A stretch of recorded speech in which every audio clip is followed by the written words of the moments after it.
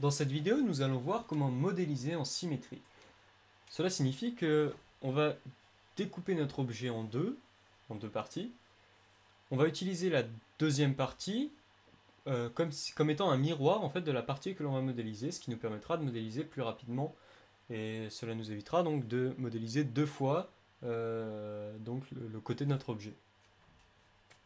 Donc ce que l'on va faire pour cet exemple, c'est qu'on va créer un cube que l'on va extruder en fait. On va passer en mode face, aller chercher notre Insert Edge Loop Tool que l'on connaît bien maintenant, créer un Edge Loop et un deuxième Edge Loop comme ceci.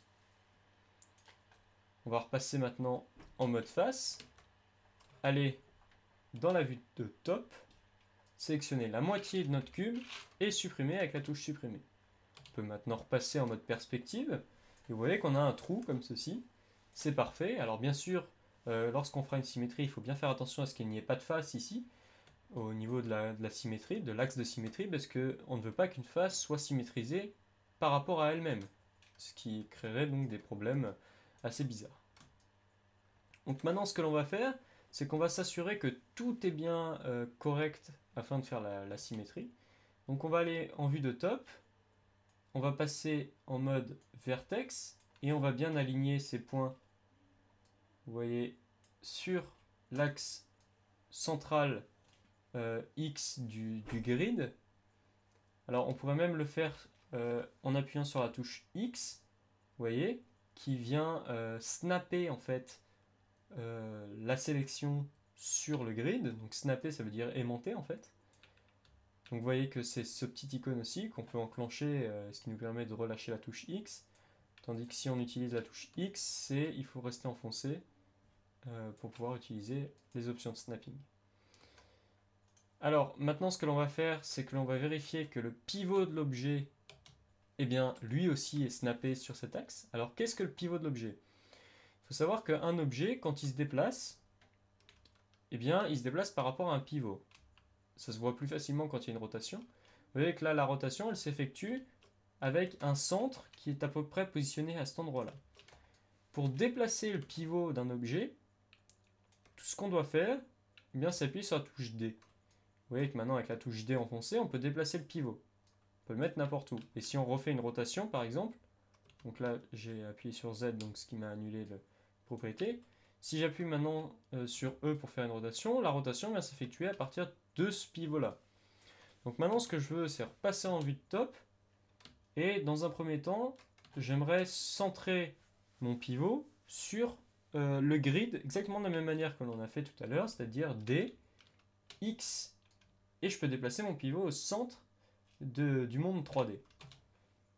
Donc X permettant le snapping. Donc là, vous voyez que maintenant, quand je fais une rotation, c'est par rapport au centre de pivot que l'on vient de replacer. Je vais faire la même chose en vue de côté. En appuyant sur DX, je viens centrer mon pivot, vous voyez, à ce niveau-là, au milieu, à peu près de l'objet. Maintenant, ça va me permettre donc de dupliquer l'objet en mode Edit, Duplicate Special, et je vais cliquer sur le petit carré qui est à côté qui me permet d'atteindre aussi les options de l'objet Duplicate Special, et je vais faire une duplication en instance, c'est-à-dire je ne vais pas faire une simple copie, je vais faire une copie qui va me permettre de répliquer les modifications d'une partie sur l'autre côté. C'est-à-dire que lorsque je modifierai un côté de l'objet, l'autre moitié se modifiera elle aussi. Donc je vais faire une duplication d'instance, et ici, je cherche à faire ma duplication sur l'axe Z, c'est-à-dire l'axe bleu. Et pour faire ma duplication, je vais tout simplement inverser l'échelle de mon objet et je vais la mettre à -1, ce qui me permettra, lorsque je clique sur Duplicate Special, d'avoir une copie opposée. Alors maintenant, je vais rentrer en mode vertex et lorsque je sélectionnerai un point, vous voyez que ça me permet de modéliser en symétrie. Alors, seulement, normalement, si je prends une face, vous voyez, que je fais une extrusion, eh bien, ça me permet aussi d'extruder la face de l'autre côté. Ce n'est donc pas une simple copie que cela me fait. Pareil, je peux extruder ici des faces. Donc, je peux par contre les séparer. Alors là, le problème que je vais avoir, c'est par exemple, si je souhaite ici prendre ce vertex, eh bien je peux le déplacer, ça va me créer un trou. Donc le gros problème de cet objet, de cette duplication, c'est que ça me crée un trou. Donc il faut que j'aille corriger ça.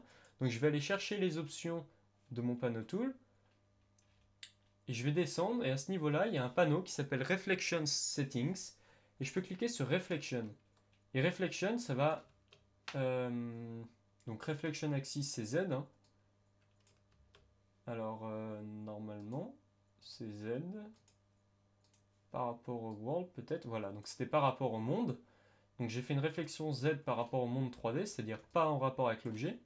Eh bien là, je n'ai plus de possibilité de déplacer la couture, en fait, puisque l'option aussi très importante à cocher, c'est Preserve Seam, qui veut dire préserver les coutures. C'est-à-dire qu'ici, on a une sorte de couture qui lie nos deux objets ensemble. Eh bien, elle est préservée, c'est-à-dire que il n'y a pas de déplacement possible. Tandis qu'ici, on peut toujours déplacer les vertex puisqu'on n'est pas sur une couture. Donc voici quelque chose de très important.